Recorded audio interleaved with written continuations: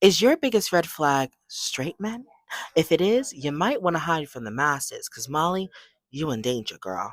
On Friday, March 7th, Doechii was asked on Hot Ones what her biggest dating red flag was. Her inedible answer causing a war across sexual identity lines that has rippled through social media platforms since her statement 3 to 4 weeks ago.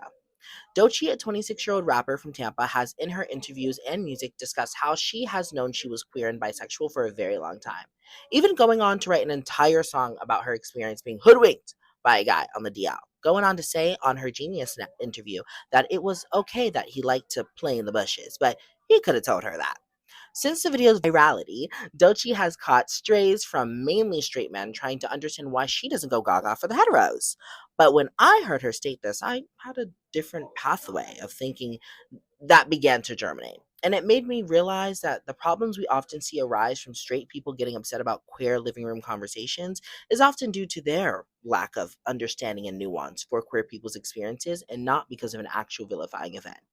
When I saw Doechii say straight men are a red flag, I thought about how often queer people have ended up experiencing trauma at the hands of heterosexual people or their convenient cosplayers. I understand why these conversations aren't always understood, as LGBT people only make up 10% of the US population. But newsflash, queer people don't only date and fraternize with other queer people. There are bisexual, pansexual, and many other kinds of sexual identities that, by definition, could date and end up with a heterosexual person.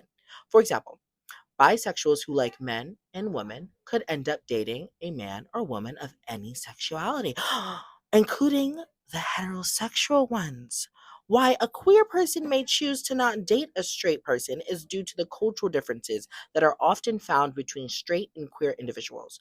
Straight people can often be ignorant to the various experiences of their queer counterparts, like saying possibly harmful or reductive things about their potential queer partner's identity.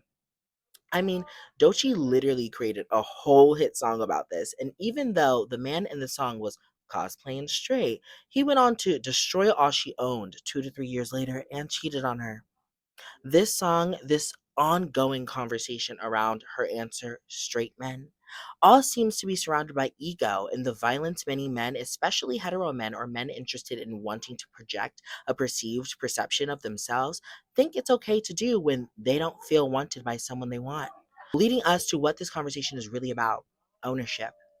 It feels that many hetero men are frustrated with the fact that a queer woman might not be interested in them romantically or other.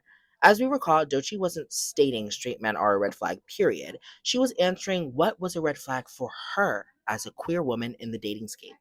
Why so many straight men would be shocked that a queer woman might want to date a queer man rather than a straight one is due to the biases straight people have around their perceived ownership over the attraction of women overall. In a country where 90% of the population is straight, it seems bewildering to me that the majority of the 45% of hetero men in this country feel as though this is an attempt to erase them when out of 10 women in the US population, Doechii is the one out of 10 that isn't interested in them. Do they not feel validated by the 9 out of 10 women that are attracted to them by definition? I don't know. But this is Mix Hasbury signing off from another transvestigation.